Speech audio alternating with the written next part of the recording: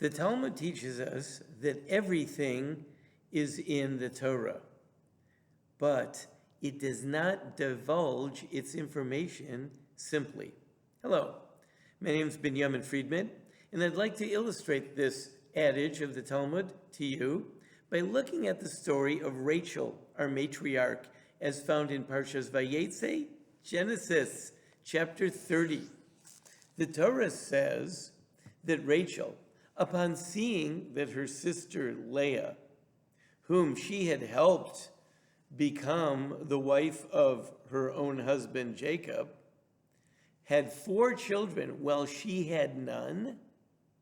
So the verse says as follows: Vatera Rachel, and Rachel saw, ki lo yoldo Yaakov, that she had not given birth to Yaakov. Vatekane Rachel ba'achol saw, and Rachel had jealousy of her sister. Vatomer el Yaakov, and she said to her husband Yaakov, Hava libanim, give me children, v'im ayin mesa anochin, if not, I'm as good as dead. Interesting.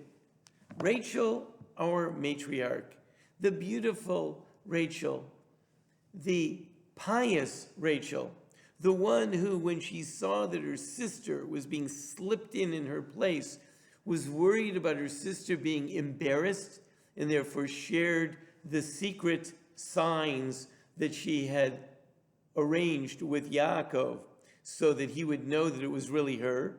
She passed them off to her sister because she was worried that her sister would be disgraced at being found out as being an imposter on the wedding night. So she shared the signs with the sister. The sister was able to pass herself off as Rachel. That's pretty lofty stuff we're talking about. How many people would have been able to do something like that? So this Rachel is not a simple woman. And yet we read here in the Torah, Vatekane Rachel b'achol saw, Rachel was jealous of her sister. I guess understandably, her sister had 4 children and she had none, and Rachel is jealous of her. But come on. Is that really what we're expecting from our matriarchs and patriarchs? Jealousy? Could that be? Rashi had the same problem. He could not imagine that the Torah is telling us that Rachel was jealous. And you know what? If you stop and think about it, it really couldn't be that the Torah was telling us that she was jealous, because there was no purpose in it. The verse is adding this statement about Rachel's jealousy for no reason whatsoever. Because the verse says, Rachel saw that she did not have children for Yaakov. Just skip the words, and she was jealous about her sister, and go on to the rest of the sentence. And Rachel said to Yaakov, give me children, and if not, I'll die.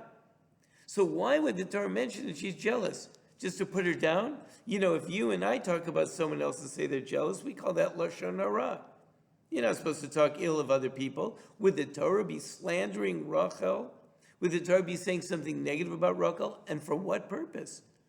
Just to tell her, like, oh, she's like everyone else, she got jealous? That's not very nice. If she was jealous, why say it? So Rashi says it couldn't be that the Torah would just be telling us that she was jealous. So Rashi searched and he found a midrash. And the midrash says the same thing. The Torah couldn't just be telling us that she was jealous.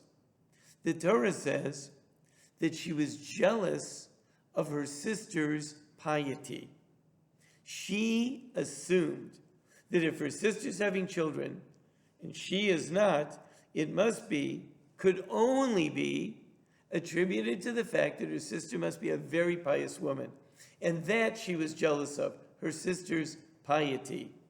And that motivated her to go to Yaakov and say, we need a solution, which ultimately led to her giving a surrogate and so on and so forth. That's the rest of the story.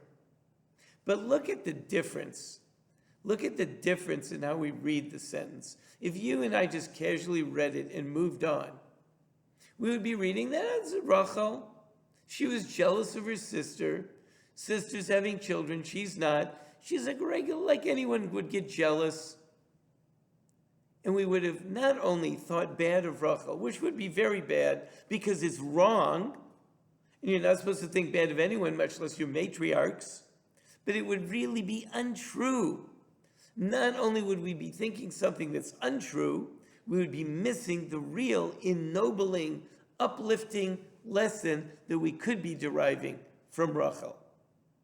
And that was that when Rachel saw her sister having something that she so desperately wanted, she didn't get jealous like perhaps I might get jealous, petty jealous and hatred, and start coming up with all kinds of reasons why she's really bad or something wrong with her, or get angry and start doing all kinds of spiteful things, maybe hating her sister. No, she didn't do any of that stuff. That's for little teeny people, not great people like our matriarch Rachel. Our matriarch Rachel instead said, if this is happening to my sister, she must be a very, very lofty, pious woman. And she was jealous of her sister's piety. In other words, she saw her sister's success and it motivated her to be better. It motivated her to rise above. That's a great lesson. Isn't that amazingly ennobling? Don't you respect Rachel? That's what she was jealous of, and that's what the Torah tells you. And the Torah has reason to tell you, because that's an important lesson. Not just that she was jealous of her sister, but if she was jealous of her sister's piety, then that is an elevating lesson and something that we can all learn from. But we have to read the Torah very carefully. And when we see something like that says Rachel was jealous, just stop and think, is that really what the Torah is telling us? Could it be? No. There must be some other lesson here. Because why would the Torah just be telling us that she was a small, petty little person? Do you and I need to know that for all centuries and all of history? Do we need to read that Rachel was small and petty? What does that do for us? How do we live better lives? What do we gain from that? What would be the purpose of putting that in the Torah? So that we have a license to be small and petty ourselves? Well, you see, Rachel was petty, so we can be petty? No. Rachel was jealous, we can be jealous? No. Rachel saw something that caused her tremendous hurt, and yet she saw the good in the other person, and it inspired her to be better. She was jealous of her piety. So says the Medrash, quoted by our commentator Rashi. If we read the Torah closely, not only do we avoid making serious mistakes and thinking bad things that we never should, but we'll catch the real lessons that teach us how to be a much better person. That's my thought for Parshas Vayetzei.